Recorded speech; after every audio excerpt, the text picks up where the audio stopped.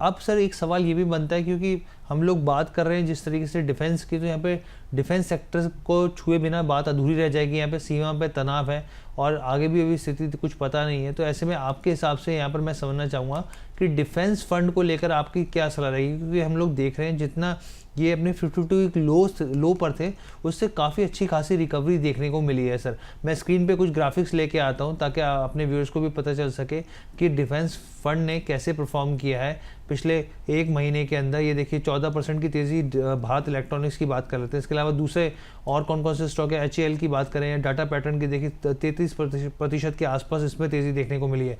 HAL या फिर दूसरे और कौन कौन से स्टॉक हैं, हिंदुस्तान एरोनॉटिक्स की बात करें 12% ये बढ़ता हुआ देखा है। तो ऐसे तमाम स्टॉक्स हैं सर जो अपने 52 लो से काफ़ी अच्छी रिकवरी देखने को मिली है। मज़गांव डॉक शिप बिल्डर 22% की तेज़ी यहाँ पर रही है और तमाम जो टारगेट्स प्राइस हैं वो भी काफ़ी बढ़ते हुए दिख रहे हैं। सर आपके हिसाब से सर क्या, क्योंकि ऐसी थीम क्या होता है कि बार बार निकल के नहीं आती, फिर अचानक से निकल के आती है, तो आपके हिसाब से क्या अभी जो टाइम है डिफेंस फंड की तरफ निवेशकों को देखना चाहिए यहाँ पर? देखिए, डिफेंस फंड्स या तो कोई भी सेक्टोरियल फंड अगर हर्ष बात करे तो काफी सेंसिटिव होते हैं, short term point of view से काफी सेंसिटिव होते हैं और कुछ ना कुछ रीजंस के पॉइंट ऑफ व्यू से, कुछ ना कुछ इवेंट के पॉइंट ऑफ व्यू से उसमें उतार और चढ़ाव दोनों आ सकते हैं। यानी आपको लंबी गिरावट भी आ सकती है और लंबा उछाल भी आ सकता है।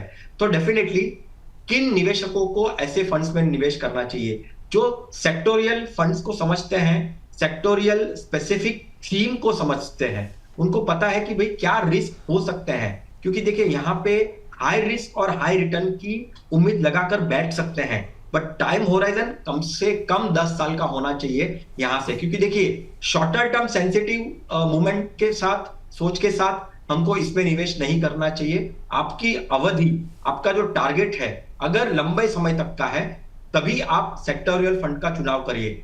आपके पोर्टफोलियो में बाकी सारे कैटेगरी वेल डाइवर्सिफाइड आपने की है और आपको कोई फंड ऐड करना है, कोई कैटेगरी ऐड करनी है, तभी सेक्टोरियल फंड का निवेश करिए या तो चुनाव करिए।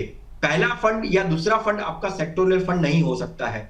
तो प्लान वे में करिए, डिसिप्लिन वे में करिए। आप पहले तो समझिए, उसका रिस्क को समझिए और फिर ही ऐसे सेक्टोरियल फंड में निवेश करिए। अगर सर किसी को करना हो तो कितना परसेंटेज रखना चाहिए अपने पोर्टफोलियो में? 5 से 10%, उससे ज्यादा नहीं। 5 से 10% को। और कोई ऐसा कोई टाइमिंग एंट्री को लेकर या फिर एग्जिट को लेकर? देखिए, मैं टाइमिंग की बात तो नहीं करूंगा, मैं एग्जिट की भी बात नहीं करूंगा। मैं ये एक सुझाव देना चाहता हूं कि आप एक पर्टिकुलर सेक्टोरियल फंड से अच्छा कोई ऐसा फंड देखिए जहां पे सारे सेक्टर्स जुड़े हुए हैं।